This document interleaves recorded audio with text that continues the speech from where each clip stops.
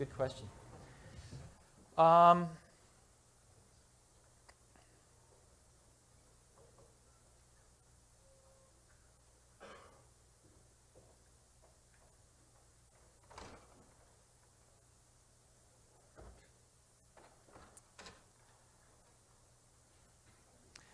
not sure I learned this when I was at Apple, but I learned it based on the data when I was at Apple.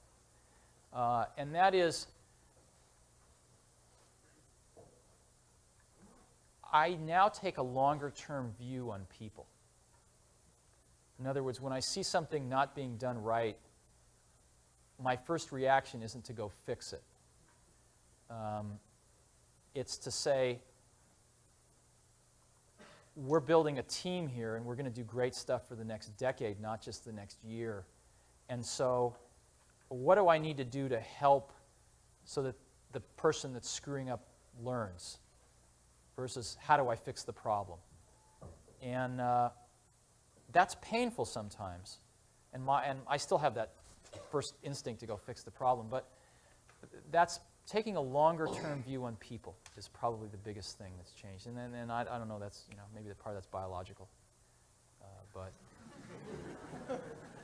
yes?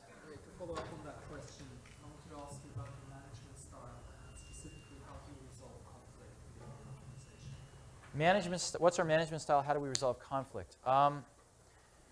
I've never believed in the theory that if we're on the same management team and a decision has to be made and I decide in a way that you don't like, and I say, come on, buy into the decision.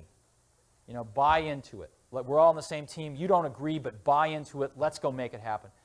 Because what happens is sooner or later, you're paying somebody to do what they think is right, but then you're trying to get them to do what they think isn't right. And and sooner or later it outs, and you end up having that conflict. So I've always felt that the best way is to get everybody in a room and talk it through until you agree. Now, that's not everybody in the company, but that's everybody that's really involved in that decision that needs to execute it. And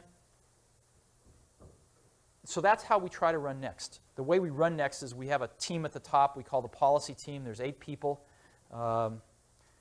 Mike is on it. I'm on it. We have 6 other people on it. And the key to we have 2 things we try to do. One is we try to differentiate between the really important decisions and the ones that we don't have to make.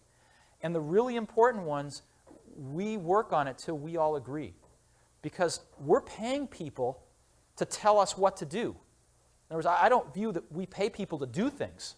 That's easy, to find people to do things. What's harder is to find people to tell you what should be done, right? That's what we look for. So we pay people a lot of money, and we expect them to tell us what to do. And so when that's your attitude, you shouldn't run off and do things if people don't all feel good about them. And the key to making that work is to realize there's not that many things that any one team really has to decide. And we might have 25 really important things we have to decide on a year. Not a lot.